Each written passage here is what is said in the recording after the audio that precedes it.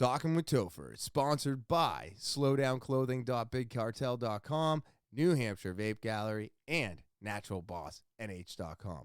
More on that later. Let's get into episode 88.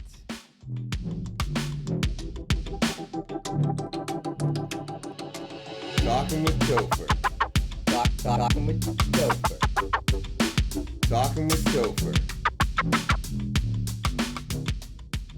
What is happening, TWT fans? It is so good to be back. That's right. It's December 6th, 2021, 4 o'clock in the afternoon, and I am so happy to be back. But for you, it's Thursday, December 9th, and it's whatever time you happen to be listening or watching. That's what time it is. So, I'm just super grateful for all the new subscribers. Yes, I saw you. I am so thankful. And I always have to say thank you to all my subscribers because you keep me coming back here week after week. So thank you for all that you do.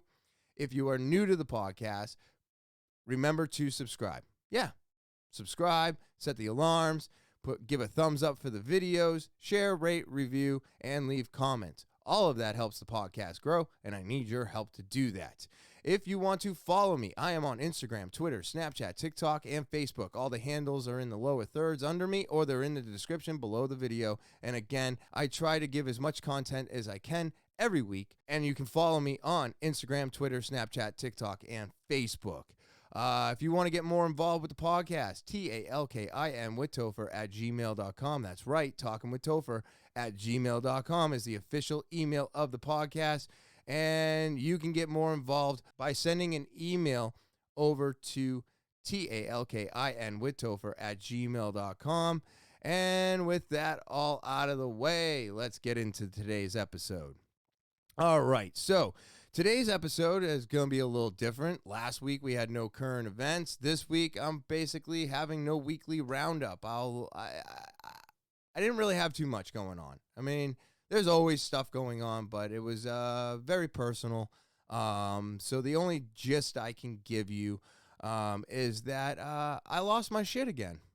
Yeah, this happens. Man, it's got to be the weekly for me.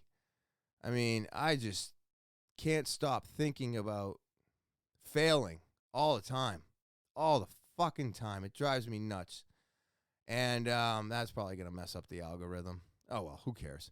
But yeah, it's just been stressful, you know? I think I mentioned that my Subaru died, and I had to buy a new car. And, of course, that led me to getting rid of my wife's lease and getting into another car for her. So 2 cars at the same time. And, of course, it wasn't supposed to happen till April, and plans never go according to plan. But this happened, 4 months too early for me. And my brain is one that needs to have structure, right? I think I've mentioned this many, many times. I have OCD, I have anal retentiveness, and because of that, like, I can't even get out of my car without closing the little door that goes over the cup holders, or they still put like a place for an ashtray in vehicles today. Like mine, it looks like it would be an ashtray, but it's got like fuzzy stuff in it. It's not plastic. And then where the lighter would go, it's just like a fake looking lighter thing. So why are you guys even designing that into the cars anymore? Why? Just have a spot for the cigarette lighter, and now it's just a plug, and you eliminate that little ashtray. It's just weird to me. So all of those doors have to be closed in order for me to get out of my car, right? It's just like walking over to the door and making sure it's locked. I don't have trouble with anything like that. I don't have to touch a handle 50 times before I know that it's closed or locked or anything like that. But I have little things that I have, right? And I got my structure for the week. I have to follow these things. Everything has to be the same. Shows have to be watched on the same days. All these things that I have to do in my life because of these, I guess you call them disorders. I'm not sure. Maybe they are disorders, but they make me feel like everything's okay. So I make plans, and then plans don't go the way I want them to. And now I am stuck in my mind because we weren't supposed to buy cars right now. So now I'm trying to figure out how to take care of all this. I have to restructure the bills. I have to change the way we pay things. Everything's got to change. I have to update my registration, which I just got done doing. I have to, I had to call the insurance companies and update the insurance. I had to do all of this shit. Like, there is so much involved. Like, when I was a kid, I was just like, Mom, Dad, buy me a car. You know what I mean? And I never realized how much goes into it. Now I've been an owner of a vehicle for quite some time, and it's a nightmare. It is a nightmare, especially when registration is due on your birthday month, and then all of a sudden, you have to buy new vehicles on your birthday month. So now you paid for registration, now you bought new vehicles, now you have to go and take care of the registration all over again. So I'm having a hard time dealing with this. Christmas is right around the corner. Trying to figure all of this out. We got my car bills finally came in for the 2 new ones. They're due at the end of the month. I'm like, oh my God, what do I do, right? So I am freaking out. I freaked out, and it wasn't like I freaked out on my wife. I just freaked out. And you want to know what the tipping point was? I dropped a lid. Yeah. So my wife sees me drop a lid, and then I just go ham, right? I'm going off about everything. And she gets a little upset, and she's like, well, I'm like, I'm not mad at you. I'm just upset in general. There's a lot of stuff I got to do. I got to call insurance companies. I got to do this. I got to do all this stuff, right? And I don't want to be doing this right now. This isn't what I was supposed to be doing right now. We were supposed to be on another plan and doing other things and having an enjoyable December. That's why I didn't want to buy cars in December, because I know how stressful it is, and there's already enough stress. So I freak out, and, she's not mad at me. She was a little bummed out, but that was it. I had so many things happen, so many things go wrong. My life is feeling like it's being flipped upside down. Things are not happening on the same days anymore. And I drop a lid and just blow up. And I have to say that I was very disappointed in myself, but at the end of it, I was so happy that, like, she listened. She wasn't very happy. She was upset. But at the same time, she was like, I understand. It wasn't the normal, which is, I'm attacking and this and that, and, you're not doing enough, or somehow no, not somehow. I make her feel less than. And this time it wasn't the case. It was just a legitimate pot over boiling, I guess, would be what I could say. So, like I said, not too much going on right now during the week. So I didn't want to bore you with all of that. I just, I'm still working on it. I'm breathing. I just lose it. I just lose it. And I'm just glad I'm not losing it like I used to. My head's on straight. I'm thinking about what I'm saying. I am upset about legitimate things, not just stupid things like it used to be. If there was, if something wasn't cleaned or my floors were dirty. I mean, those were also things that I was like, I got to get this done. The salt, we got snow, it got icy. We spread the salt, and now the dogs have brought the salt all into the house. So, I mean, I just got a lot going on like everybody else. I'm no different than anybody else out there. And it's very stressful this time of year, So I was unhappy with myself for blowing up But then I was happy with myself for not turning it on her, right? And then at the same time, I was keeping focused and I was sticking with what I was upset about. And at the same time that I'm saying what I'm upset about, it's like airing out the dirty laundry. So by the time I'm done, I feel so much better. It's like a weight has been lifted. And here we are on Monday. And I've gotten almost all my shit done now. You know, between yesterday and today, just got a lot of stuff done. But like I said earlier in the podcast, I do want to do mostly current events today. There is a lot of stuff going on, and I'm going to let everybody know this is not where to get your news. You know, I'm going to have a little bit of fun. Maybe I got some factual information, probably not, but I do enjoy doing some current events that are actually current. So because I could not do that when I was recording early, because everything I would have been putting out was a week behind, that's why I did a little bit of catch up last week and didn't do any current events, because I wanted to see what was going on in the world. I wanted to just do a whole bunch of stuff today, because there's just so much going on, and I think we need to do that. But before we do any of that, it's time to pay the bills. Slowdownclothing.bigcartel.com. That's slowdownclothing.bigcartel.com.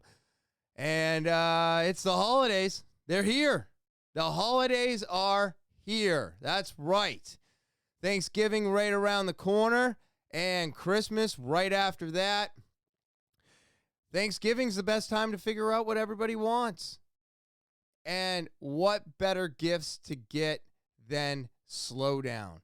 They got all the shirts, hats, gloves, sweatpants, sweatshirts, leggings, you name it, they got it. And it's great quality at a great price. And now with the holidays right around the corner and the mail slowing down, this is the time to go buy your holiday gifts and get them shipped out ASAP.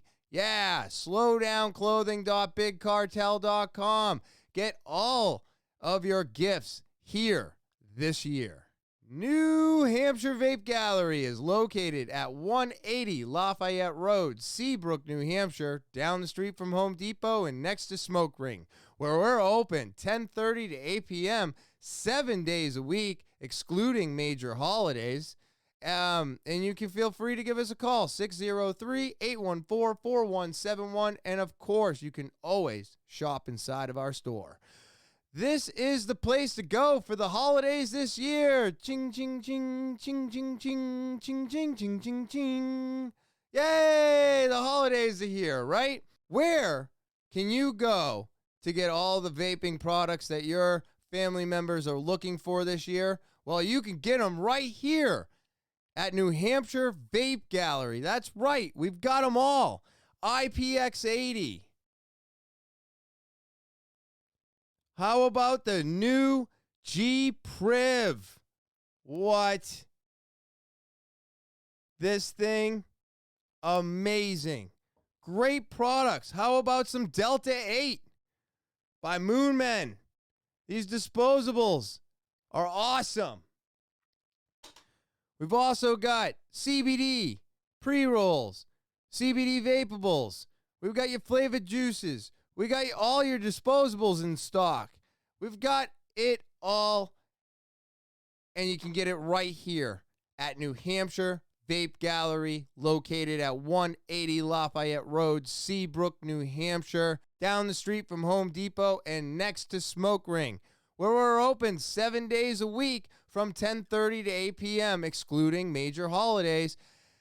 And feel free to come in and shop our selection. Yes. So get everybody what they're looking for this holiday season. And I hope everybody has a great Thanksgiving and a Merry Christmas. naturalbossnh.com. That's naturalbossnh.com. Man, oh man, I love this website. They just discontinued their hand sanitizer, and that's okay because we're all starting to realize we don't need it as much as we thought we did. But they've got something even better, a brand new roasted cacao body balm. It's only going to be available for the holidays. Yay, the holidays. That's right. This holiday season, get yourself some awesome roasted cacao body balm. It is awesome. It smells great, and it's great for moisturizing your skin. Amazing, amazing product. I just think all of their products are great. We've got the beard oil. We've got the salve for dry skin. You got the lip balm for dry lips. And then, of course, you have your foot and body soak that helps melt those stressful days away. And then after you're done soaking all that away, you can use the brand new cacao body balm to bring some moisture back into your skin. And that's only going to be here for a short time, and that's the holidays. That's right. So get your holiday shopping done early and do it here at naturalbossnh.com. Buy one or all 5 of these products today. All right, we're going to get into some current events. Yes. Let's see. I got quite a bit of these, so I'm going to try to keep it to about 5 minutes per article, but we'll see what happens. But the first one I want to get into today is going to be this one here.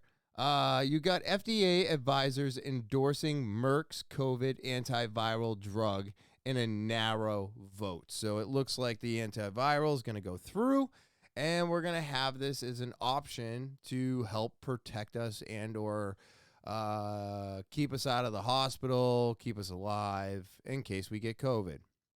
So let's hear what they have to say first. To the COVID pandemic, the head of the Federal Reserve said today that the new variant, Omicron, could throw a wrench into America's economic recovery, slowing hiring and hampering the fight against inflation. Well, that sent shockwaves through Wall Street. The Dow fell more than 600 points. That's a loss of nearly 2%. More than 200 cases of the new variant have turned up in 20 countries. We get more now from CBS's Errol Barnett. Even before Omicron cases are confirmed in the U.S., tonight researchers are preparing for its arrival, racing to analyze the strength of the arsenal to fight it. Today, Moderna's CEO told the Financial Times there is no world where his company's vaccine has the same level of effectiveness against Omicron as it does with the Delta variant. And Regeneron, makers of an antibody treatment that can reduce risk of hospitalization and death by 70% in high-risk patients, says early evidence shows it is less effective against Omicron and may need to be updated. Meanwhile, the U.S. is stepping up its surveillance system for tracking new coronavirus variants. We are now sequencing approximately 80,000 samples per week, about 1 in every 7 PCR positive cases, and that's more than any other country. Currently testing antibody response against the new variant is Dr. David Ho of Columbia University. We suspect that there will be a significant amount of loss in activity. The antibodies that have been elicited by the current vaccine may have worked very well against the original strain or even the Delta strain, but will work less well against Omicron. What does that mean for the amount of time it could now take to be protected against this strain? If the loss in vaccine efficacy were to be substantial, then companies will jump into action to make a new vaccine. That might require anywhere from 3 months on. There will be some delay. Also new tonight, the Washington Post reports that President Biden is considering implementing a testing rule for Americans returning from overseas travel, regardless of vaccination status. It could also include a requirement to self-quarantine for 7 days, Nora, even if you test negative. All of that reminiscent of early pandemic travel restrictions. Yeah, that's a significant development. Errol Barnett, thank you so much. I'm just going to say this. Omicron, Transformer, whatever the hell you want to call this new strain of coronavirus. What? Now, I may be wrong because I sometimes am. So, what I have understood about this new variant is that it doesn't have the same potency as the other ones. Now, if you know anything about viruses, and I know very little about viruses, like I said, I'm not a doctor, I'm not a scientist, I'm a moron, okay? But what I understand is that these viruses will continue to change, right? And the way viruses usually change is they usually get weaker. They don't get stronger. They don't become more deadly all the time. Most of the time, their variants are a weaker version of the original, and that's just because it's trying to live, right? Now, also, they said that this started in Africa. They're also now saying that it may not have started in Africa, but that for some reason they're pointing the finger at Africa. Now, the problem I have with that is that Africa was the first one to tell everybody about this new variant. Now, if you don't know what's going on in Africa, because most of us are focused on the United States, they have 6% of their population vaccinated right now. So why are we not helping them for giving us the information on this new variant, for putting themselves out there and saying, hey, we found something new, everybody should look out for this, we're doing everything we can, and we're trying to figure it out, but this is the new thing, and now we're letting everybody know. And for a reward for doing that, we should, send them more vaccines, send them more shit. Why are we blackballing them, right? We stopped travel. We did that. We doing all these things, right? We're going back to restrictions, back to having to stay somewhere for 7 days and quarantining. Why aren't we rewarding them? Why? I don't understand why we're blackballing them. We should be like, oh my God, thank you so much. Here is some vaccines for you for putting yourself out there and finding this for us, because this isn't going to stop. All right, we're in a pandemic that's whatever now, but we're going to wind up in an endemic, which means we just live with this thing, right? And Omicron is new, but so far what I've heard is no deaths.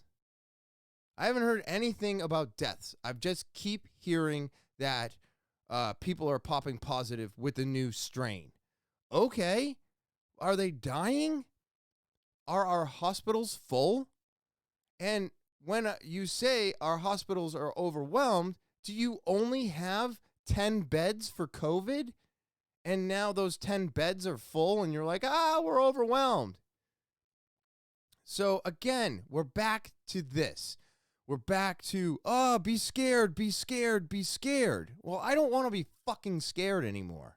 I'm done with you trying to scare me into staying home, which we know doesn't work, to keeping me away from my friends and family, which we know doesn't work, to putting on a fucking mask to go do anything. I don't want to do that anymore. And I know that I don't have to, at least in the state of New Hampshire. And I'm sure if I have to go certain places, I'd have to put one on. You always are going to have to wear one on in a hospital now. That's never going to change. They will never take that back. I'm pretty sure traveling on a plane, masks are going to be the normal. You know what I mean? I know that there's going to be specific areas that we will probably never not be able to wear a mask anymore. But if it's only got 20% efficacy, what are we doing? Like, I understand those certain things. I do. Don't get me wrong. I'm not sitting here going, I'm never going to wear it on a plane. You can do it. No. If you're asking me to wear it in order for me to do something, I get it. But my problem is that people have to go to work now and they have to live in these friggin' masks, right? Which are doing nothing, and the customers are coming in and they're not wearing masks. So therefore, it's not even 20% for the employees. So they still have a great opportunity to catch COVID. Now, if you catch Omicron, you have a better chance of not going to the hospital, right? And at this point in time, where there are vaccinations, there are things that can help keep you out of the hospital and possibly keep you from dying. Well, then it's up to the people now. It's not up to our government. It's not up to the WHO. It's not up to any of these people, whether or not we get vaccinated, whether or not we wear masks, whether or not we choose to stay home and isolate ourselves from everybody. That's not up to you anymore. And that is the problem I'm having right now with all of this. I've been seeing nothing but positive cases. New Hampshire right now has got like one of the worst positive cases out of the country, is what I read yesterday, I believe. And so what? They're just positive cases. Who cares? Why are we not looking at the important shit? Hospitalizations, death. The death should be the number one thing we're looking at. I don't understand why we're not looking at it. I haven't seen one death from Omicron. Now, has it happened between the time of me recording and Thursday, or did it happen this morning? Possibly. But are more people dying of Omicron than they were of the original variant? Is it as deadly as the Delta variant? No. It just spreads more. It's more contagious. But if it's more contagious and less effective, or there's less chance of it killing you, why are they trying to scare us? Right? Why? I just think this is insane. I do not understand why they want to keep us in this fear bubble. And I don't want to be in it anymore. So now they're coming out with, the pill, the Merk pill. So you got the Merk pill. We've got vaccines. We've got all kinds of stuff now in place that help us deal with this time and time again. And they're just it's going to keep getting better. We're going to have more things. And yes, it is frustrating that this vaccine has gone from 1 shot to 2 shots, now 3 with the booster. But let's just get real. It's a 3rd vaccine, right? And then is this just going to continue? Now they're saying the vaccines aren't compatible with Omicron. Get out of here. Get out of here with this BS you keep trying to feed us over and over and over again. There are so many vaccines out there that are 2, 3, 4, 5 shots. When you get bit by a rabid animal, right? You have to go get a rabies shot. That's like 5 shots in your stomach. So this isn't uncommon. But if you're going to make us get multiple shots every time there's a variant, that's a problem. Because I do not believe that it's any different, really, than the first one or the Delta. And from what I can see, what I've read, what I've heard, it's it's not that bad. It actually might be closer to the flu than the first variant or the original variant and Delta. So my only word of advice to everybody out there is to do research, look into this, and take care of yourself. At the end of the day, that's what's going to help us get through this. Not our government, not these fucking morons trying to scare us. Taking care of your body, taking care of your health, and doing what you feel is necessary to keep you out of the hospital, that's what's important. All right? So, I don't know. I just think this whole Omicron thing is a bunch of fucking BS, and I just think we're going to see more and more variants. Every year, this thing is going to change. You can't keep us in this fear bubble anymore. You just can't do it. I'm done with it. I know I am. I'm vaccinated. I'll go get my fucking booster. I'll go do all of that shit. I don't care at this point. But I'm not putting on a mask, and I'm not going to be afraid of this thing anymore. So you can go fucking piss in a hat for all I care. You know, all the news people, they can all go piss in a hat. Stop trying to scare us. You know, they're like trying to report on something that they have no information on, just like me, but at least I'm a moron and I admit it. And I just try to tell you what I'm doing to make myself feel safer, to take care of myself, and still be able to go on with my days. You know what I mean? With my life. And not live in this fucking fear bubble of where I have to stay home. It's just insane to me, and I do not appreciate it. So, first article, more than 5 minutes. All right, here we go. Next one. All right, so the White House announces U.S. diplomatic boycott of 2022 Winter Olympics. Has anybody been paying attention to this? Do you know about the tennis player that went missing? No? All right, well, I don't know her name, okay? But it's a big deal. She was a super amazing tennis player, right? And she said some things against, I think it was, I don't know what the dictator of China. I don't know. I'll be honest with you. So then she disappeared off the face of the planet.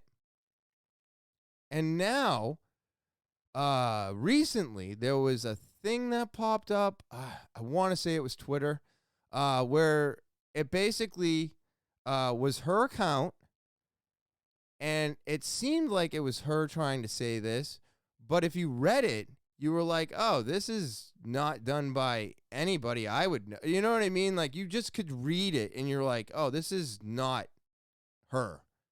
So it came back on, and it said, the tweet, you know, what I did, what I said, I'm sorry, I'm fine, and tennis is great in China, and I'll be back soon, something like that, or I'm back, I'm safe.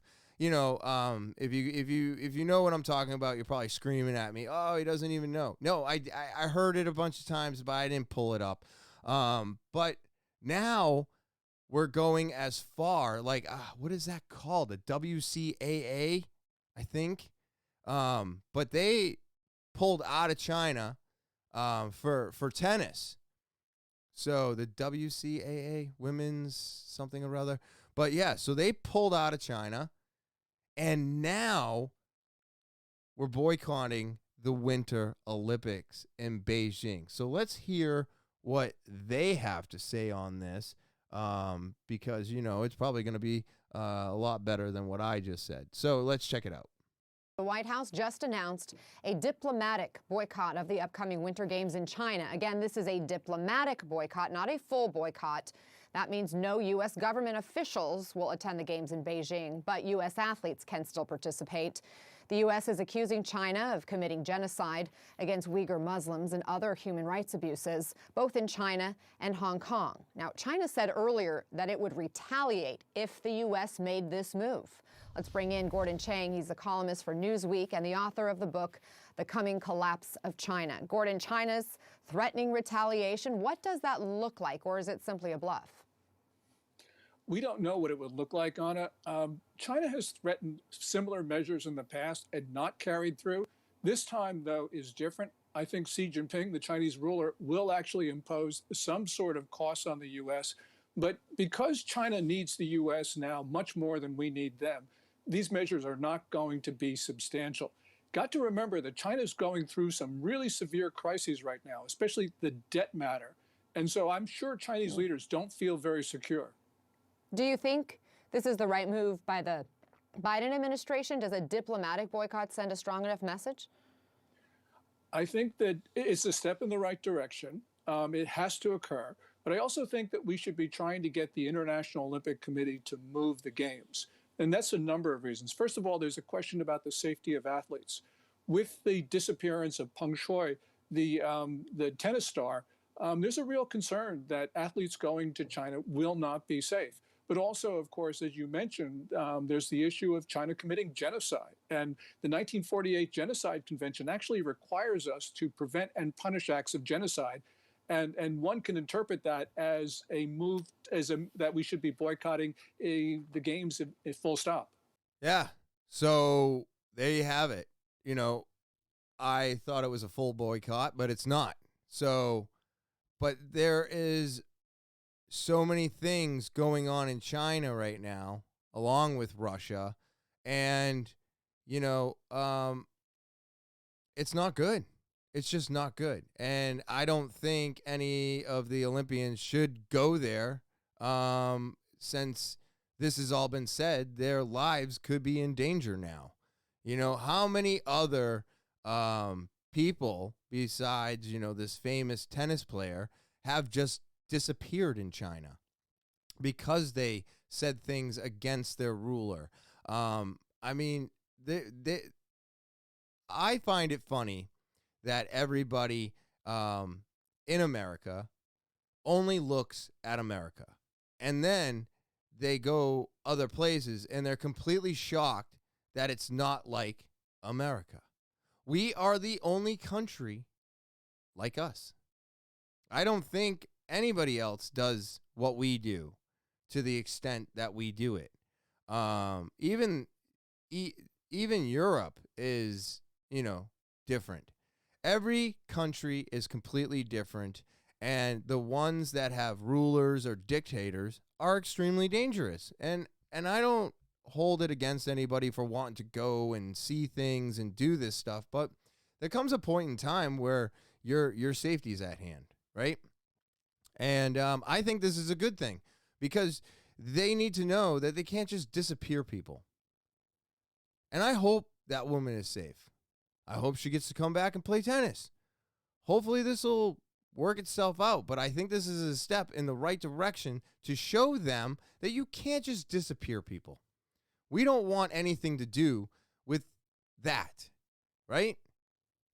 So this is a very touchy subject, and the reason I mentioned Russia is because Russia's planning on like going to war with the Ukraine, and now Biden's stepping in, and China is ramping up their military to go against Taiwan, I think it was.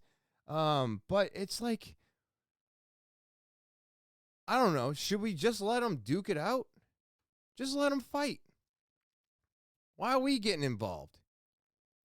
Why are we always getting involved? Don't we have enough of a mess here? But then again, it's like, well, other countries, I guess, depend on us to be there. And it's like, I don't know what's right. I don't know what's wrong. All I know is that somebody may or may not be on this planet anymore because they spoke against somebody who rules a country. That's no way to deal with it. No way to deal with it, but that's the way they deal with it. So Are we supposed to just accept the fact that that's the way they deal with it and then go to the Olympics? I think this is the right way to deal with this situation, and it just kind of it's very disgusting. It's very disgusting that these things are still happening today in 2021. You know, it's the same thing with North and South Korea. You know, what are we gonna do? Are we like if North Korea attacks South Korea, and then Russia invades the Ukraine, and then China invades Taiwan? I mean, what are we supposed to do at that point? We're going to split ourselves up into three and help on three fronts? I don't know. Sometimes I think, like in my own life, you know, you spread yourself a little thin, and you're not, you might feel like you're getting more done, but is it getting done to the extent of where it could have been if you had just focused on that one thing? You know, and I think focusing on the U.S. would be the better placement for the energy. I just do. But I also understand that, you know, I hate saying this, but the U.S. is like, the U.S. of A. is basically, you know, the world police. You know, we feel we got to get into everything. We got to make everybody happy, and we got to get everybody on the same page. And it's like, that's never going to happen. You know, we're a young country. The English language is young. Everything that we have here is very young. You know, I think I said something similar in my last week's podcast, but America is like Scientology. It's only been around a couple hundred years, couple thousand years, whatever it is, you know, it just hasn't been around that long. And for us to think that this is the end all be all, I think is crazy. All empires come up and then collapse. That is what history shows us. Now, is China on the verge of a collapse? It's possible, but I also feel like America's on the verge of collapse. So I like what they're doing. I like the message it sends, but at the same time, if you're an Olympian, after these things have been said, I would probably stay home. I think I just would, you know? I think that would be the safest bet. All right, my next one. Let's see here. Okay, so this one here, I'm just going to talk about, but this happened on Thanksgiving. Oh my God. It was, when I read this, I was like, really? So there are more and more shootings, guns. You know, we've had more school shootings. We've had people shooting each other in Boston and on the streets of Texas. And I mean, it is just everywhere. Stabbings too. Stabbings are very, very like intense right now. Also, I believe on Thanksgiving, a woman was stabbed in the neck and she died. But this here is a stray bullet goes through a window and kills a man eating his Thanksgiving dinner. I mean, it's just so frustrating. I feel like this is the way it's always been. It's just now news is just rampant, right? It's 24 hours a day.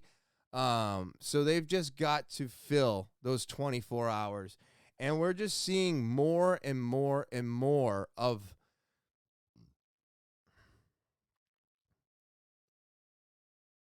this in the news today. So I'm not sure if this is more than usual, less than usual. I feel like we're in a better place today in 2021 than we ever have been, only here in America, because I don't live anywhere else. So I can't tell you if anybody else is doing better today than they were 10 years ago, 12 years ago. I don't know. I can't honestly say that anybody else is doing better today than they were decades ago. I can't. But I feel like America has gotten a lot better over the last couple decades, and things have gotten, a little bit more open, a little bit more understanding. And yeah, we still have tons of violence. We still have tons of everything, suicide, drug overdoses, you name it. It's happening even today. But why is a 25-year-old, he was shooting, a Thanksgiving dinner turned tragic inside Pennsylvania home when a 25-year-old man was shot and killed by a stray bullet pierced through a window. The man was eating Thanksgiving dinner with his family at the time and had nothing to do with the shooting, according to authorities. All right, so the shooting stemmed from a dispute at a Thanksgiving dinner party early Thursday, according to police. At the party, Clark and his girlfriend, Jacqueline Brown, and two other individuals were asked to leave, according to the police. Following their exit, people at the house discovered that alcohol was missing. Brown was later notified about the theft from her cousin, who was at the party. The arrangements were made to return the stolen alcohol. As the cousin was parked and waited for Clark to come outside with the alcohol in his home, he brandished a gun, which led to her quickly driving off. She heard multiple gunshots as she drove away. Investigators later found 7 projectiles in the area, including 1 live round that determined that the bullet that killed Paulies came from Clark's shooting location. Using 2 different surveillance videos and analysis of the bullet hole in the window, 2 other male suspects were seen on the video, police say. This is the second incident bystander killed this year by senseless dispute that turned to gun violence by someone who is not even legally able to own a gun. I mean, it's just sad, right? It's a sad situation. People are heated. They're angry. The lockdowns, the mandates, the pushing of the vaccines, all of this is causing more and more people to become unhinged. And I understand why. Nobody wants this, right? Nobody wants it. Everybody's upset by it. And some people don't know how to handle it. They don't have it in them to contain or think logically about what they're doing. They just go off of emotion. And isn't that something I've been talking about nonstop since I started this damn podcast? Is that emotions kill us. Emotions hurt us. Emotions are nothing to act off of. They're not. They don't get us anywhere.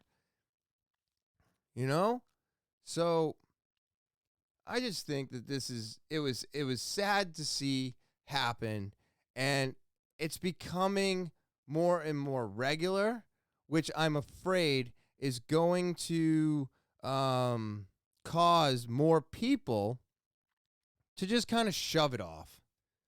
We're gonna, what's that word I'm looking for when you see something over and over and over again and you just become numb to it.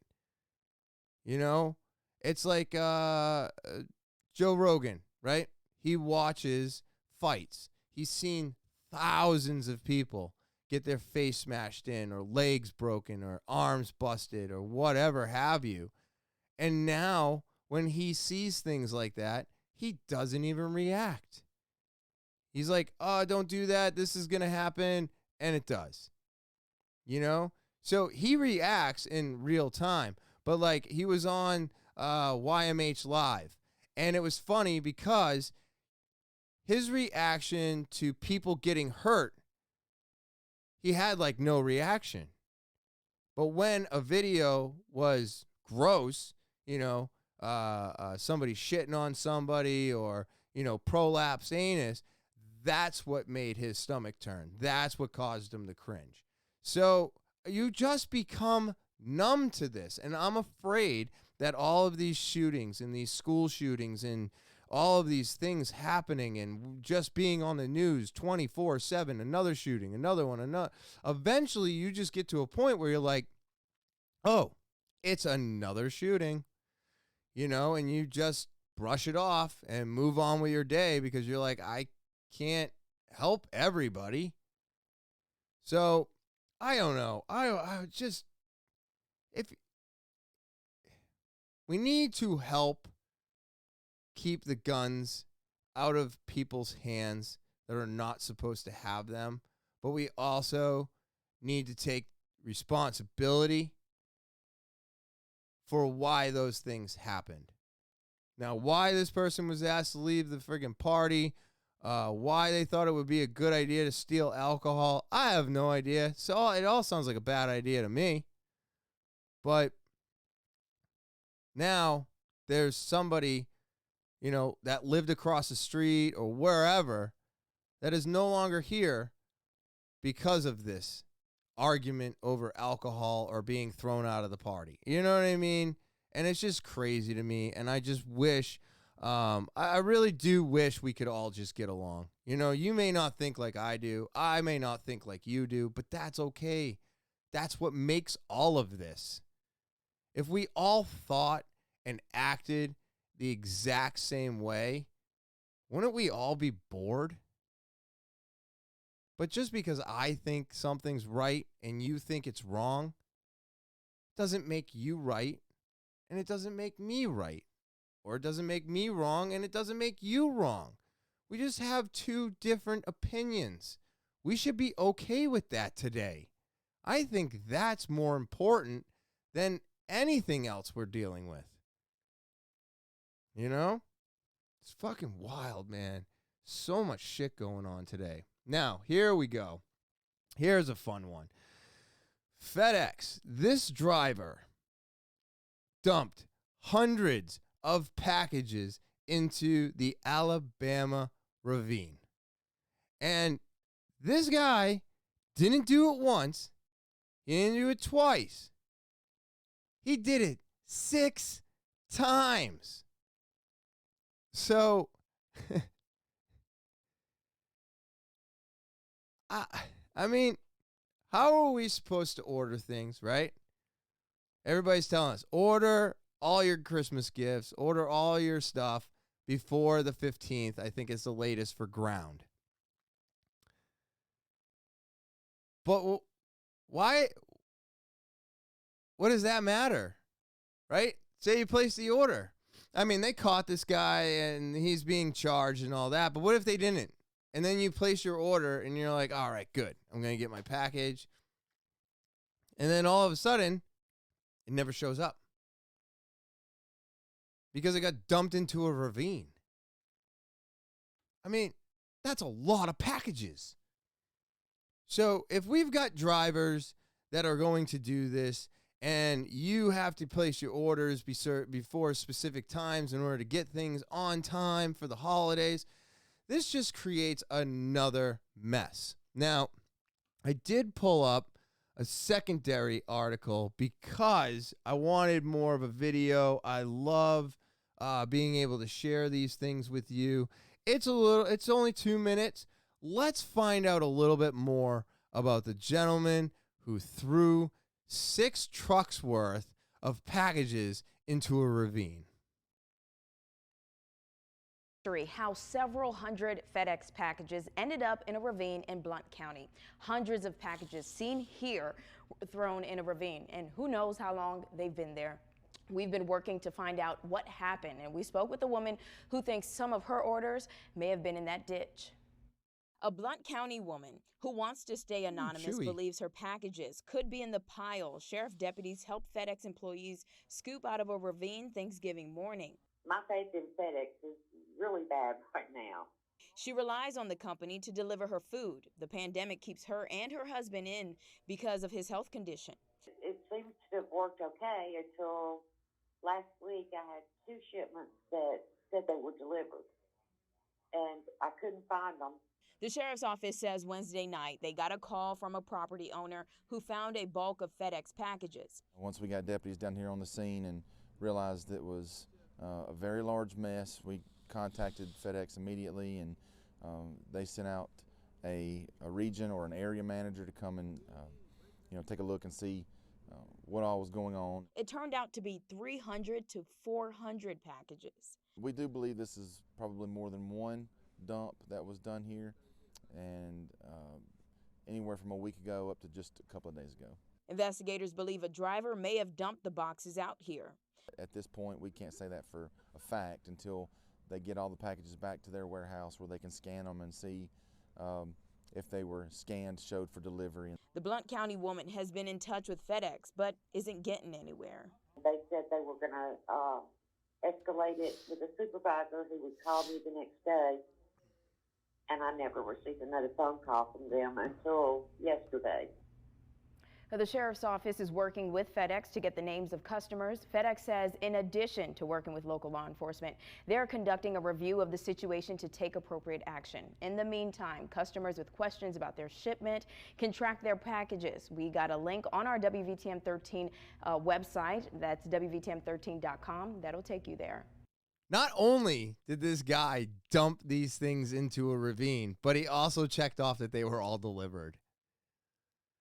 And, this is some of the trouble we're having today with tracking, period. I mean, I don't even pay attention to the tracking anymore because it's basically worthless. We've had tracking that said delivered, then we call and the package is missing. And so even on a personal end and a bit from the business side of things, tracking has become pretty much useless because everything is so fucked up right now. But to actually check off you delivered everything and then just what? You back the truck up and just start throwing shit? Absolutely insane. So I don't know. I don't know what's going to happen. I'm sure half of that shit's destroyed. And now all those companies have to replace all those items because of this FedEx driver. That's going to cost these companies thousands, if not millions of dollars, right? And then who's going to pay that back? Now we're going to have more price increases because of this jackass? That's all I see. I just see more prices increasing. It's absolutely insane.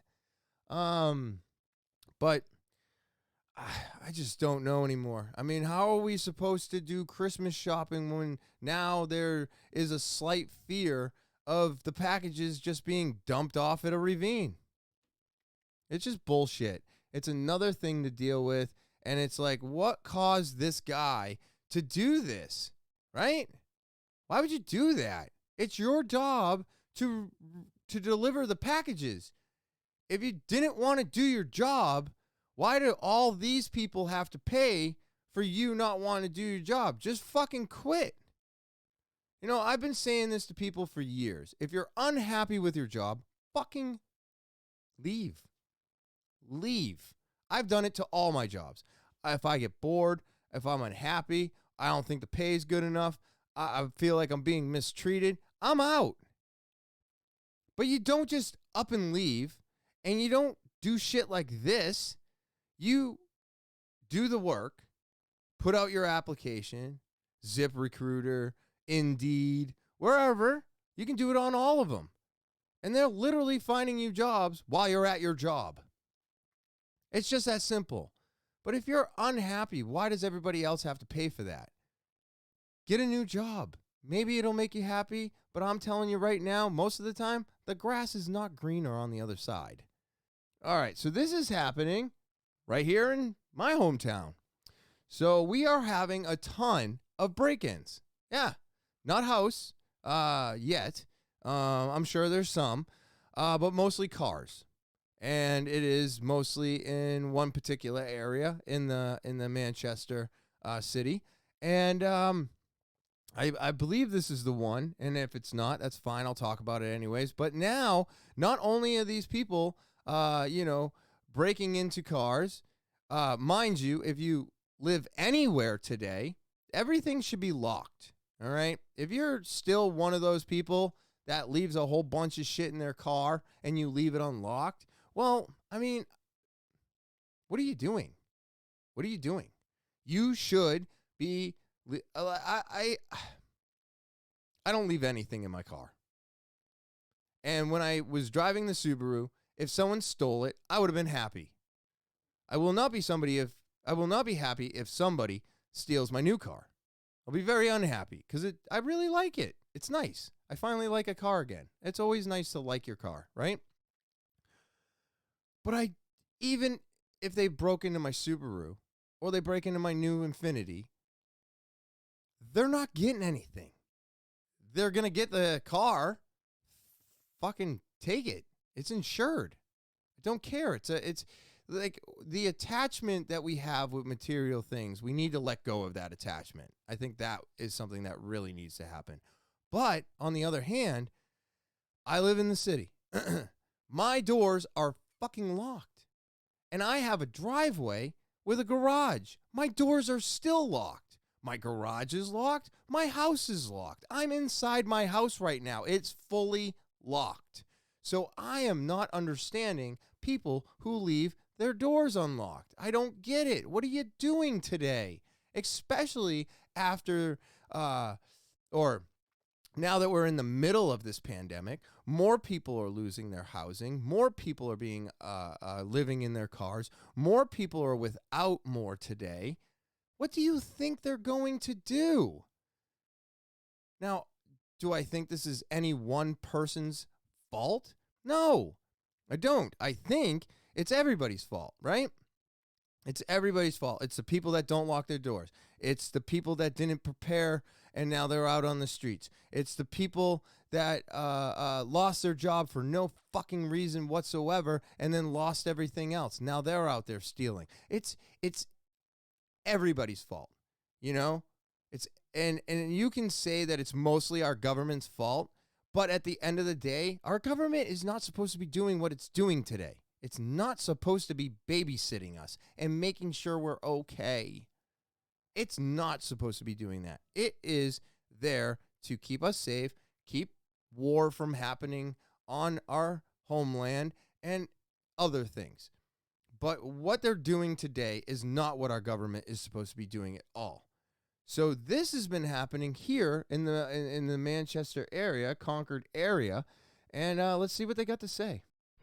A home surveillance camera in Madison shows suspects rummaging through a vehicle early Monday. 1 of 8 hit.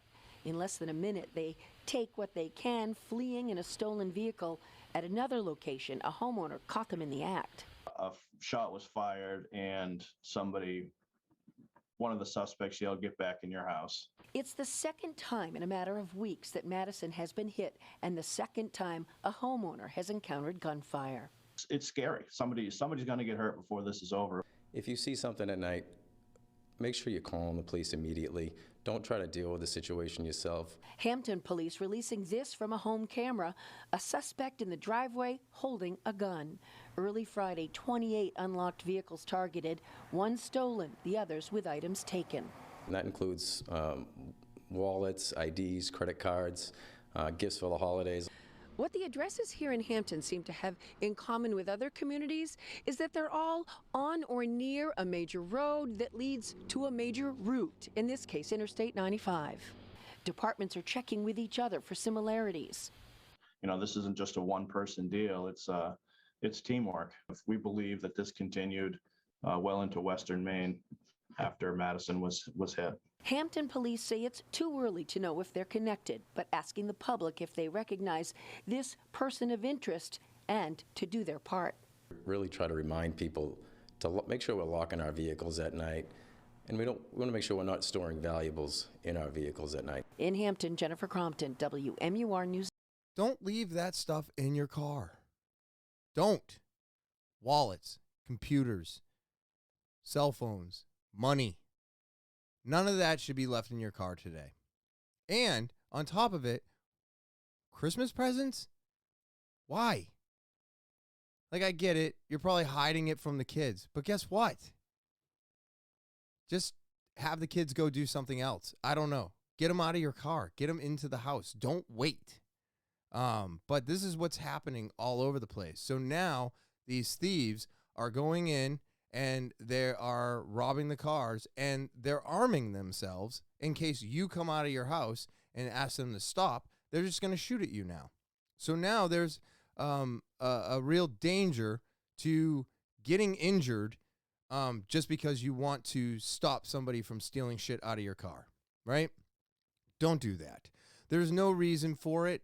It's just like, when I'm driving, if somebody is coming into my lane, I don't swerve out of their way. I don't do that because it's more dangerous for me to swerve out of their way than it is to just allow them to hit me. Because swerving could cause other things. You lay on the horn, you stay right where you are, and hopefully they don't hit you. But you will be much safer if they hit you and you don't swerve, right? Now, depending on how hard they hit you, could cause you to swerve, blah, blah, blah, blah, blah. But if somebody was breaking into my car, I'm not running out to my car to stop them. I will watch from the camera. I will try to take as many pictures as possible, but I'm going to stay in my house. I'm not going outside to see whether or not I can stop this person. I just call the cops, sit in my house, and let them deal with it.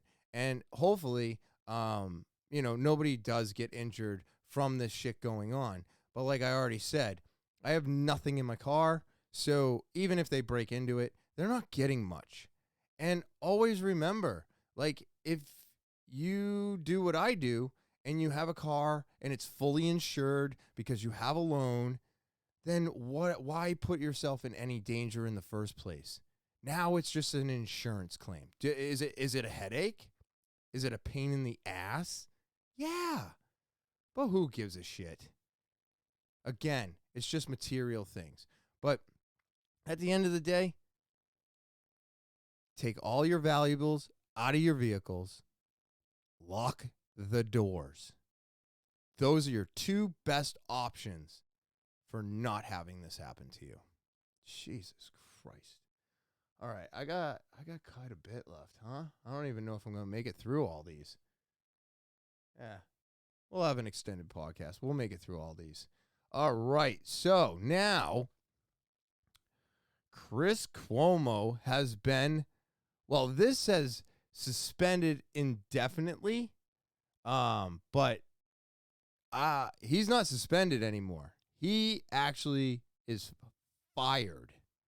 He got fired. Now, I listened to Crystal and Sagar, which is the Burning Point. And when this first started going down and he got suspended, and then it turned into suspended indefinitely, and now it's fired. When he first got suspended, they didn't think he was actually going to get fired. They thought he was going to, you're on suspension, and when this cools off, we'll bring you back. But he actually got fired. Our colleague, Chris Cuomo, indefinitely. New documents revealed he was more involved than previously known in shaping the defense for his brother, former New York Governor Andrew Cuomo, who faced sexual misconduct allegations. Brian Stelter joins me now with the news on this. Brian. Yeah, some news about our own house here, John. And of course, Chris, a former co-anchor of New Day, now CNN's primetime host, one of the highest rated hosts on CNN. This was a long time coming. Cuomo in the news all year long because of his brother and because of the scandal involving the now former governor. It was known that Chris Cuomo was talking to his brother, giving political advice. But in the newly released documents, you can see that Chris Cuomo is essentially working as an unpaid advisor, an aide, as if he is a staffer of the governor's, giving political advice, giving commentary, also working his own sources to try to find out more about what might be revealed about his brother. Here's the statement from CNN overnight about the suspension, saying, when Chris admitted to us that he had offered advice to his brother's staff, he broke our rules and we acknowledged that publicly. But we also appreciated the unique position he was in and understood the need to put family first and job second. However, these documents point to a greater level of involvement in his brother's efforts than we previously knew, and as a result, we have suspended Chris indefinitely pending further evaluation. So that's the statement from CNN executives overnight. I think what's going on here is a little bit complicated, John. You've got media critics condemning Chris, calling on CNN to take action. You have some colleagues here at CNN who were mad at Chris Cuomo for putting the network in a tough spot and wanted to see action. You also have a lot of viewers, though, who love Chris Cuomo and are now ticked off that he's off the air and they want to see him back. So there's a mixture of relief, disappointment. It's a complicated situation. I think the bottom line is that Cuomo is on the bench for now. We're heading into a holiday season. I think it's possible he will be on the bench for several weeks. It's possible he'll be back in January. But I think what's going to happen now here at CNN is a more thorough review of the New York Attorney General's document dump in order to find out more about what happened. Yeah. Well, here's the thing. How about Chris Cuomo just maybe should have done the smart thing and pulled himself out of the story and been like, I can't report on this. I got to pull myself from this story. I have too close of connection, considering the person being with the allegations against him is my brother. Maybe he should have started there. And then maybe he wouldn't be in the position that he's in. I don't think this is as complex as he's making it out to be. I think this is very simplistic. Chris Cuomo went in and got information and then warned his brother. That is a huge fucking no-no. You don't do that. When it's your responsibility to report on things and something, it's just like a detective or a cop and one of their family members gets shot or robbed or something like that. They're not allowed to investigate that case. They're no longer allowed to do anything that has to do with that case, period. That's the way this should have been done. Chris Cuomo had the opportunity to say, hey, this is my brother, and I have to pull myself out of this because I have a bias. I have a biased opinion. And he chose not to do that. He chose to use his tools and his information to help his brother hopefully dodge the situation, and he put himself in quite a pickle. Now, whether or not he made CNN and look bad, I think that's pretty much impossible. CNN looks bad and horrible as it is. I mean, they're a friggin' right-wing bias fucking news thing, and I don't trust a word that comes out of their mouth in the first place. So, at the end of the day, this isn't that complex. It's very simple. He should have pulled himself out. He didn't. He used his information to help his brother, and now he's fired. I think it worked out exactly how it was supposed to, and that's the way it should be done. When you choose to involve yourself in something and still try to use your platform, it just doesn't work. It doesn't work at all, and I think he got exactly what was deserved. And who knows? All the people looking forward to Chris Cuomo coming back, maybe he'll just make his own podcast and then all those people will be happy. But at the end of the day, this was wrong, and I feel like he got fired for a very good reason. You know? Fucking people are so stupid. They're just so stupid. Let's see. All right, let's get into some fun things, all right? This one I like. Now, scientists discover a marijuana compound that's 30 times more potent than THC.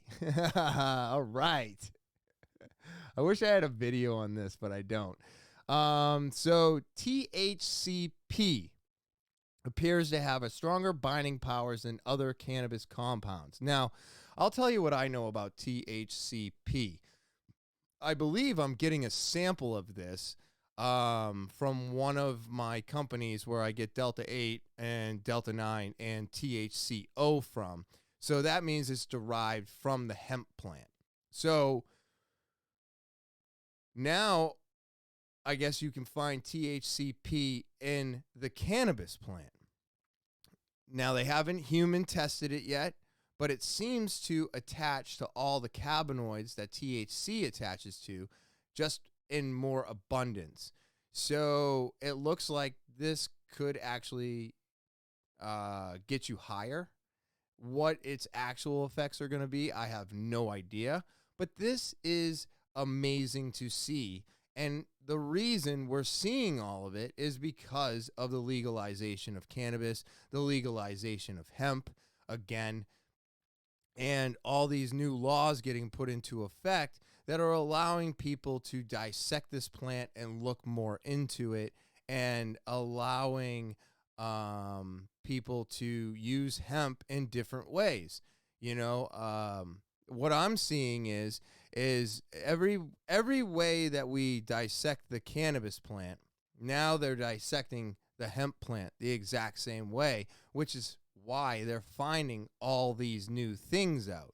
It's not that they're new, it's that we've never been capable of doing this before legally, which is why everybody was so confused that it was a class 1 narcotic, saying that it had no medical it wasn't a medical plant. It wasn't for medicine. It was just for getting fucked up. So they scheduled it number 1 class 1 narcotic, and we've never been able to do these things. So even though, yes, this is new and it's new information and there's new things, it's only because it's been, 70, 90 years of everybody saying that cannabis is a gateway drug and it does nothing for us medically, and therefore it doesn't need to be looked at. And now that it's being looked at, it's pretty fucking incredible. Pretty incredible. I'm excited for this. I bet you 10-1 in the future. I don't even think it's that far into the future. You'll be seeing this in dispensaries. Maybe 1 dab will be like 3 dabs. I don't know, but I think it's fucking awesome.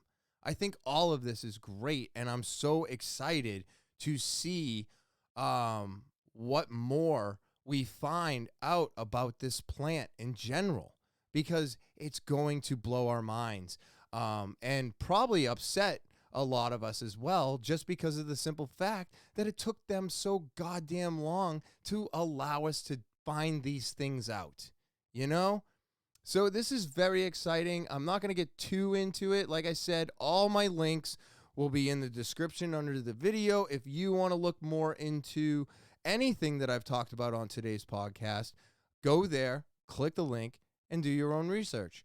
But I think this is just great. And this is something that we should have been doing eons ago, years and years ago, and I mean, I could get all into it, but I won't. But this all started with the cotton gin and all this other bullshit, just so that somebody could put money in their pocket.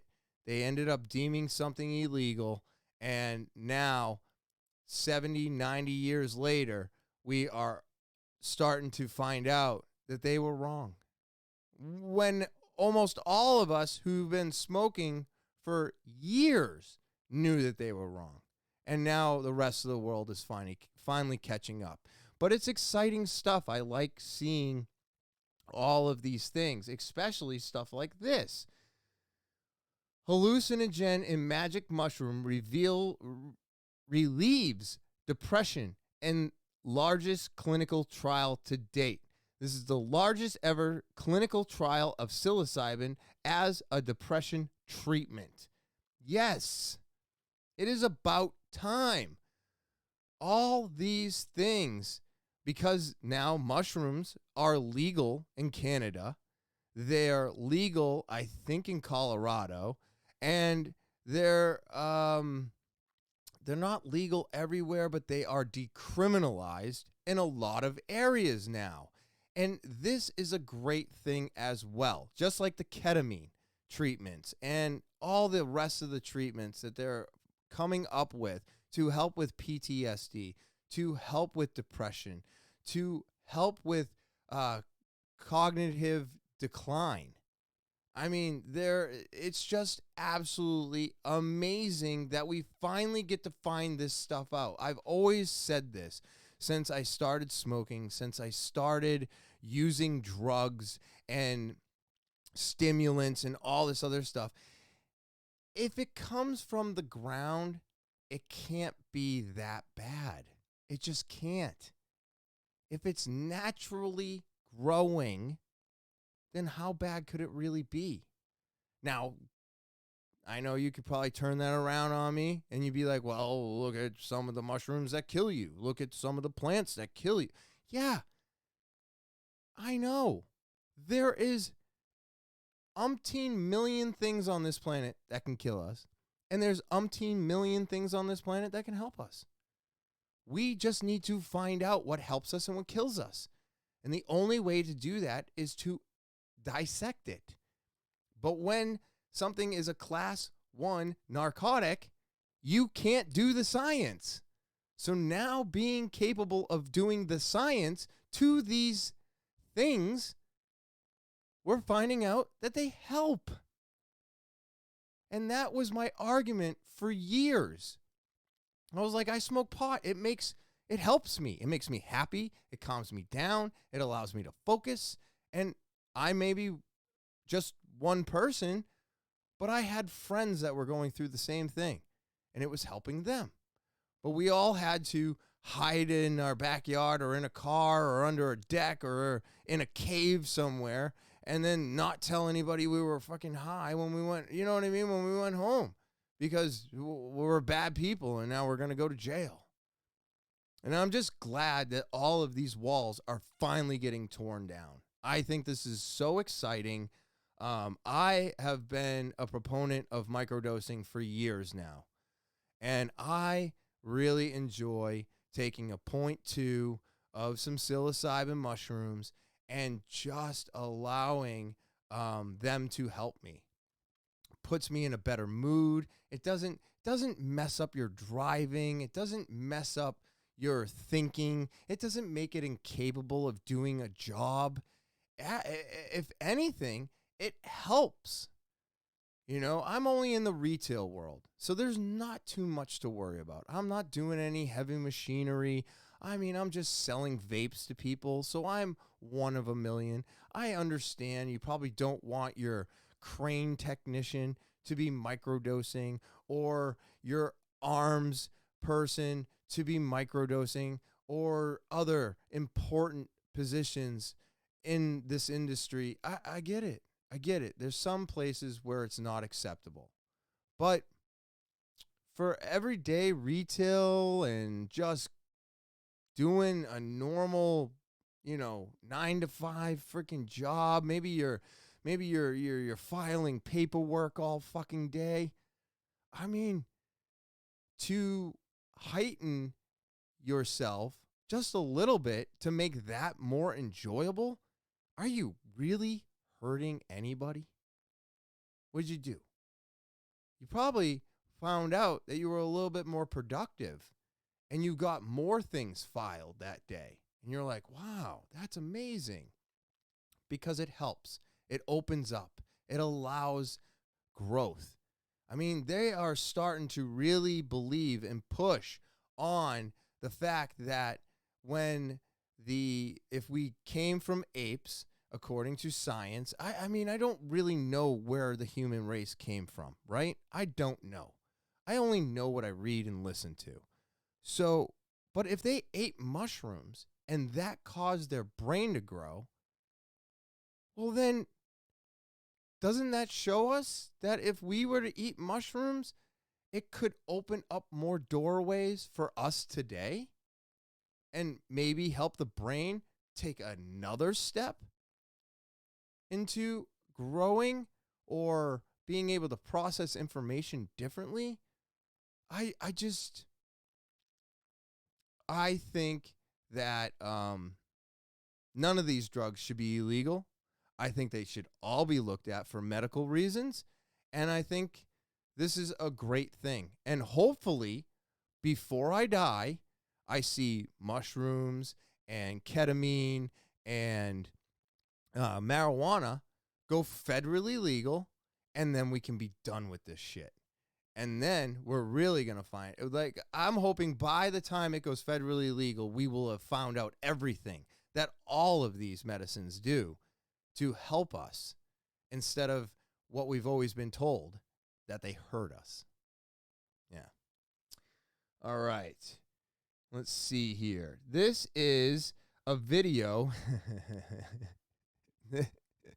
If you watch one of my previous podcasts, it was funny because I found a video on World Star of a cop having sex with a prostitute in the car.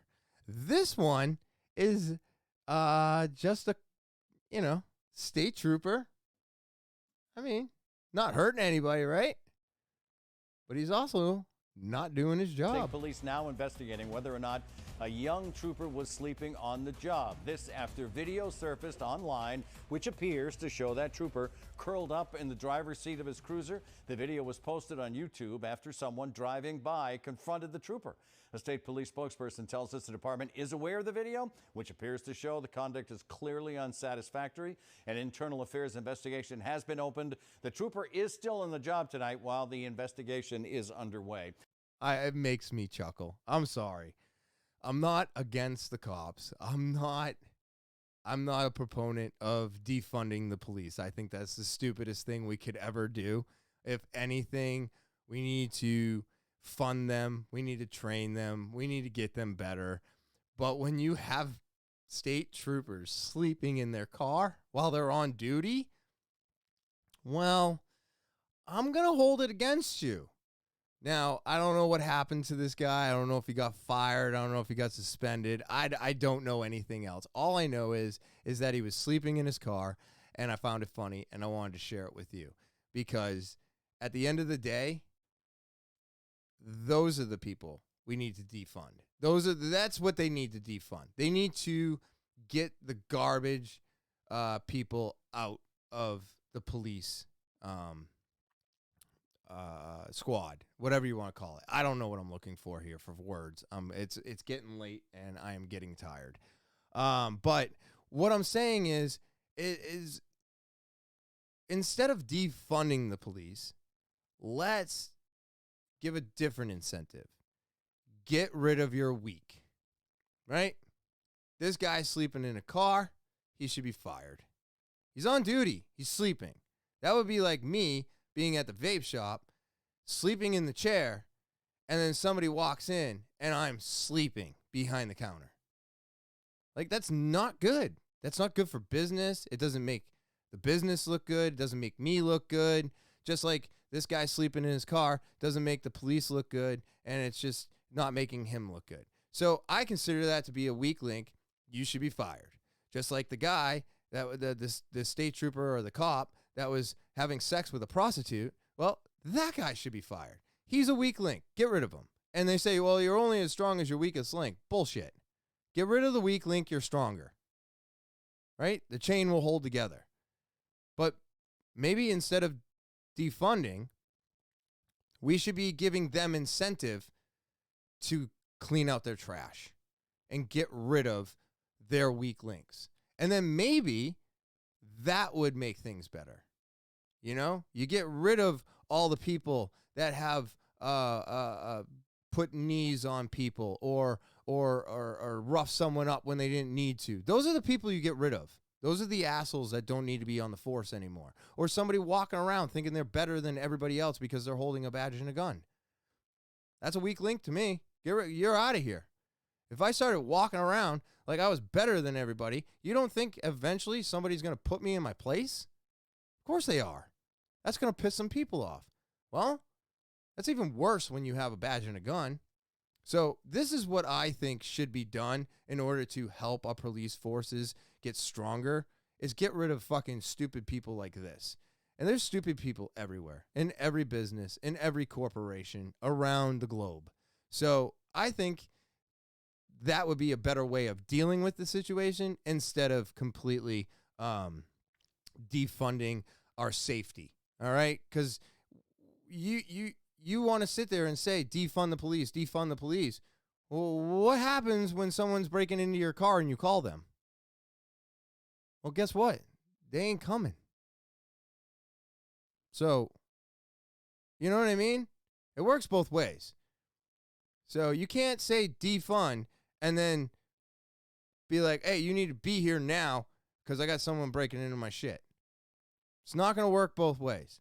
So I think we just get rid of the weak of the police force and that'll make the police force stronger. Maybe they can bring in new people that are even better. I don't know. Maybe there needs to be a better screening process. Who knows? You know, people are very good at wearing masks. So you could be, I'm very good at a job interview. You know, I've trained myself to be very good at a job interview. Well, those guys have probably trained themselves to be very good at their job interview or to get through the course. And, you know, they're a different person. And then they got that badge and gun, and then they flipped their switch and they showed their true colors. So I don't know exactly what needs to be done in order to make this happen, but I think it's a better way of handling it than taking away all their money. All right, here's my last one for the day. A plumber found cash and checks stashed in a wall at Joel Osteen's Houston megachurch. What the fuck? Are you serious?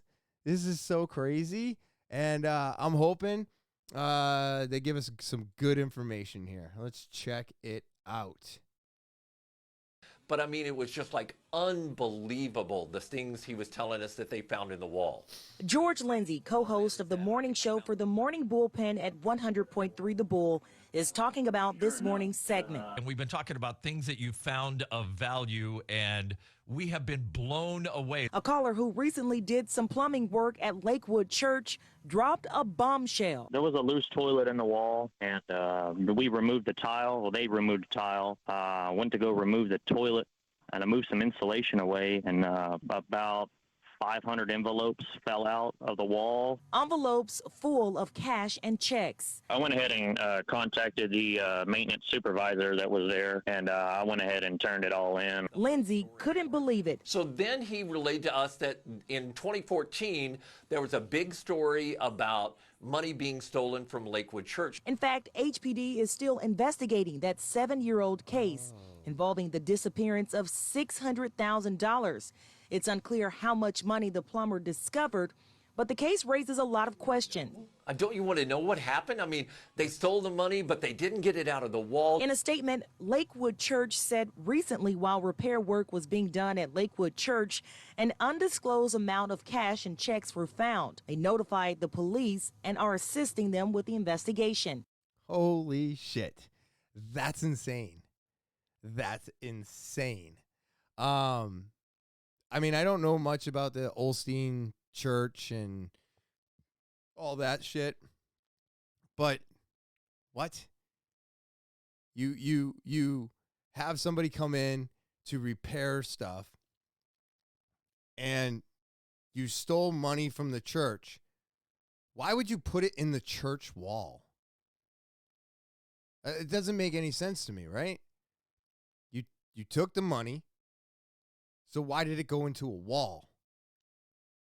Maybe somebody came in and they were just like, oh, I got to shove it into a wall real quick.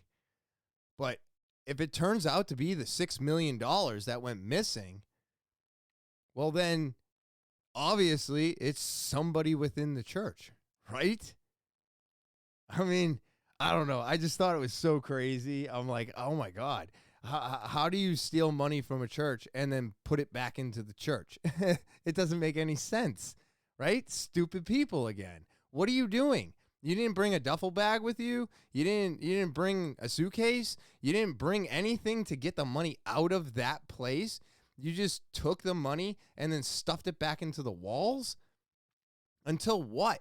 Until they just forget about $6 million? It blows my mind how stupid people are. They're just so dumb. I don't understand why people think the way they think. And I mean, I'm no better. I used to think horribly. I used to try and get away with so much shit, and I didn't even realize that my lies weren't even making any sense, right? I was a stupid, stupid person. And I can't blame anybody else but myself for all of that stupidity. The only thing I could do was finally make myself a better person. But I don't know. This is going to be neat. I can't wait to see what unfolds from this, because I'm waiting to see if it's the $6 million that went missing from the church. And I'm also I'm thinking it was somebody within the church that did this. But oh my God, that was so crazy. Oh, right. But yeah, so that's the current events for the week.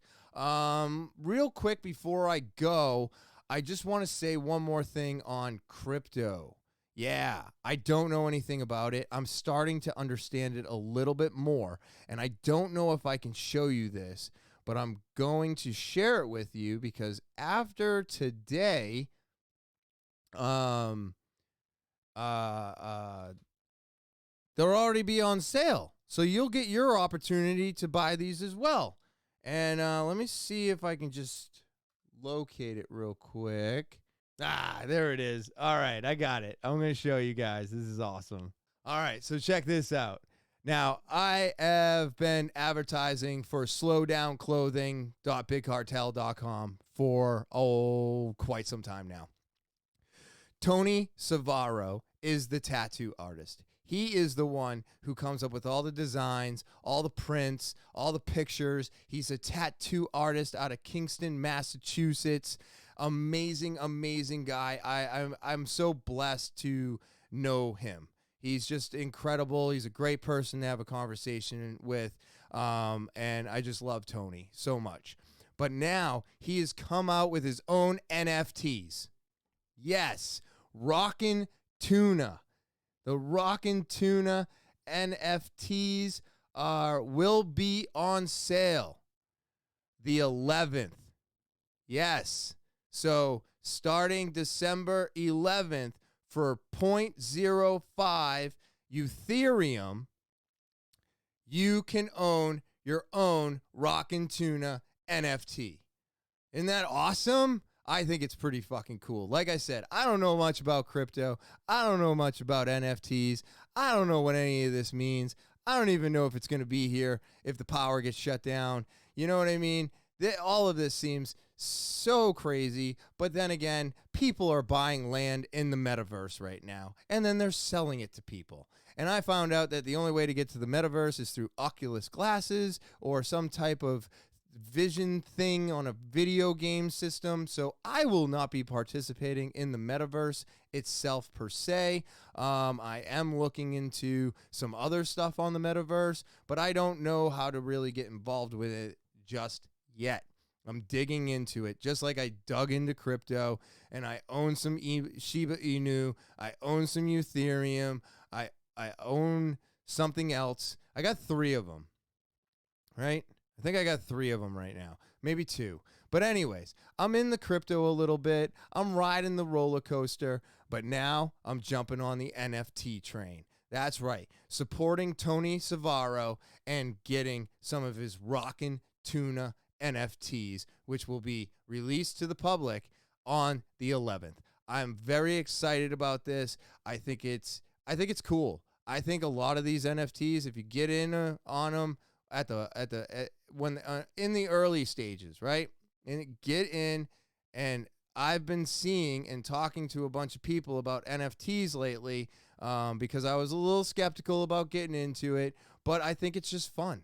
I think it's fun. I want to own some art, and I want to make some money, right? And that's what we're all trying to do today. We're all trying to make some money. So, and I'm finding out that NFTs seem to be like almost a quick turnaround.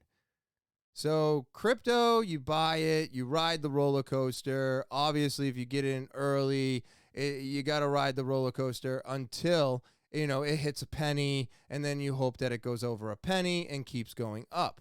But an NFT can multiply its value extremely fast.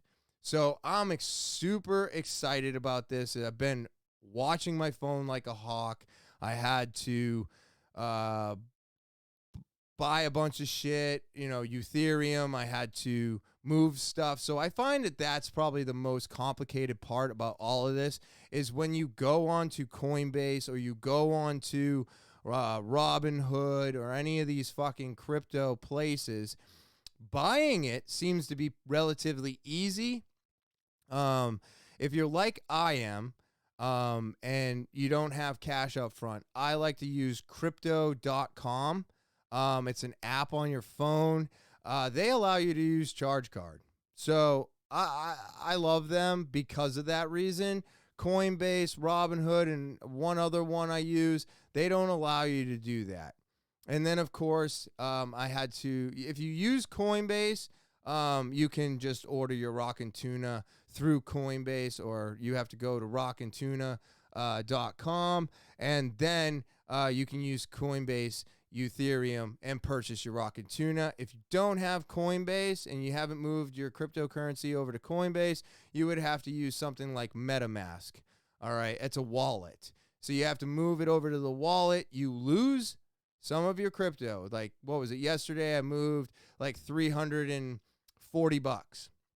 Well, when it moved, I only had $303.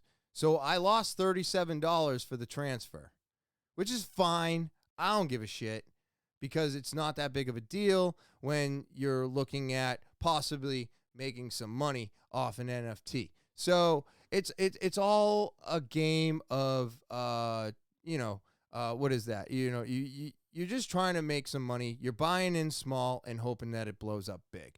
But I have more faith in somebody that I personally know than anything you could tell me about that's going on today. So I wanted to just touch base and let you guys know what's going on in the NFT crypto world. Shiba Inu. Don't get mad at me if you bought into Shiba Inu and you're watching it decline. I'm watching it decline too.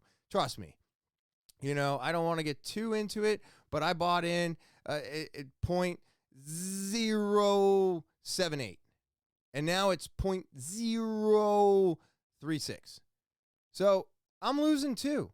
This is the roller coaster. So if you listen to my last podcast and you got on and you bought some shit and now you're upset, just do what I'm doing. Like I said, don't sell. Stick with it. Crypto is a roller coaster. Just ride the ride. But if you're looking for something fun to do or you got some Ethereum to spare, go and get yourself some Tony Savaro Rockin Tuna NFTs. I'm telling you, these are going to be the next big thing. All right? So I just think this stuff is so fucking cool. I'm just getting into it. I'm loving it. I don't know much about it, but the more I get into it, the more I understand, the more I'm learning. Don't come at me with the explanation of a blockchain. I've had it explained to me multiple times now. Still don't really get it that much. I still don't understand the gas prices. Like when you buy stuff, you got gas prices with the NFTs and cryptos, and I'm like, what gas am I buying? Well, I guess it costs. They're considering all the mining to be the gas, and then there's payments for that because those people that are mining get paid for mining. So it's a whole thing. There's more and more to it. There's more and more layers. But for me, this is what I'm investing some of my money into. And if you want to invest your money into it too, go right ahead.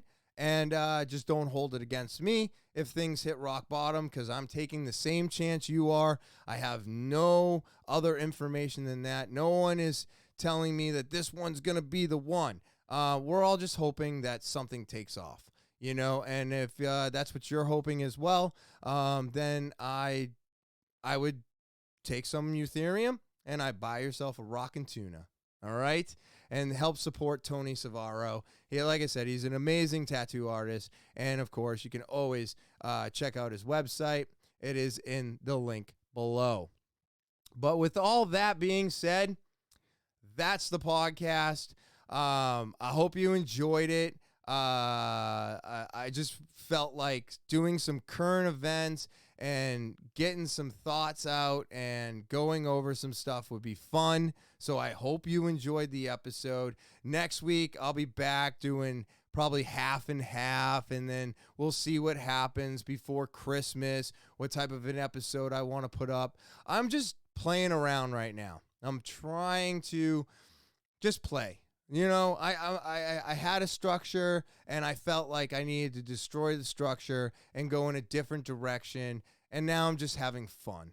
And isn't that what this is all about? Having fun, maybe getting some good information, maybe getting some information you don't agree with and looking into it yourself. That's what gets our gears going. That's what helps us grow. So if I'm helping you grow by maybe you disagreeing with something I say, then yes, that's what I'm talking about.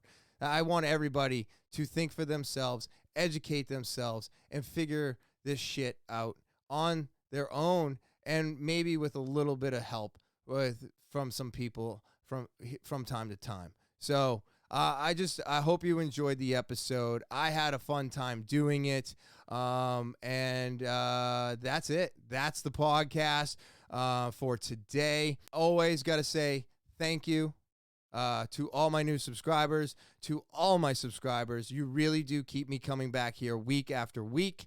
If you are new to the podcast, remember to subscribe. That's right. If you're watching, listening, however you're getting the content, be subscribing. Just hit that subscribe button. It means nothing to you and everything to me. It literally is what keeps me coming back here week after week. And of course, give a thumbs up for the videos, set those alarms, share, rate, review, and leave comments. All of that helps the podcast grow, and I need your help to do that, okay? If you want to follow me, I'm on Instagram, Twitter, Snapchat, TikTok, and Facebook. Go there, give a follow. I do content every week, almost all week. And some weeks are definitely better than others. But again, you can follow me on Instagram, Twitter, Snapchat, TikTok, and Facebook. And as always, if you want to get more involved with the podcast and maybe get some free Slowdown merchandise, that's right, free Slowdown merchandise, all you have to do is send an email over to talkinwithtopher@gmail.com. That's talkinwithtopher@gmail.com, the official email of the podcast. Put Slowdown in the subject line, and if you're looking for advice, you want to tell a story, maybe you've heard maybe you got a story that's not even yours and you just feel like it needs to get out there because you think it's going to help other people. If I pick it out and read it, you're going to get some free merch. Again, so put Slowdown in the subject line, talkinwithtopher@gmail.com, official email of the podcast. Send that on over, and you might get some free Slowdown merchandise for these holidays. All right, I'm super pumped, as always. Just excited to get another podcast under my belt. I'm feeling more and more comfortable with this. I definitely have a lot of work to do, but that's all right. I'm doing it all by myself, and I can only do what I'm capable of doing. And I feel like I try to get a little bit better every time, and I'm just working on myself. You know what I mean? And that's what we all need to do. We all need to work on ourselves. So enjoy the rest of this Thursday. I hope you have a great weekend. And as always, I will talk to you later.